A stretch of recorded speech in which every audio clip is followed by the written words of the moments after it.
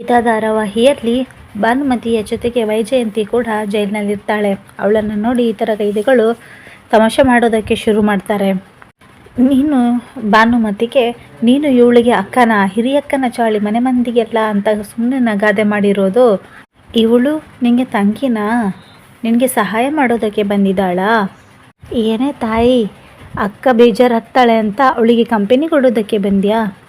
ಆವಾಗ ಸಿಟ್ಟಿನಿಂದ ವೈಜಯಂತಿ ಭಾನುಮತಿ ಹತ್ರ ಹೇಳ್ತಾಳೆ, ಅಕ್ಕ ಯಾರೇ ಇದು ಅಂತ. ಅದಕ್ಕೆ ಉಳಿದ ಕೈದಿಗಳಲ್ಲಿ ಒಬ್ಬಳು ಹೇಳ್ತಾಳೆ, ಅಲ್ವೇ ಇಷ್ಟೊಂದು ಸುಂದರವಾಗಿದೆಯಾ, ಮದುವೆ ಮಕ್ಕಳು ಸಂಸಾರ ಅಂತ ಇರೋದು ಬಿಟ್ಟು ಇಂಥ ಕೆಲಸಕ್ಕೆಲ್ಲ ಯಾಕೆ ಇಳಿತೀರಾ?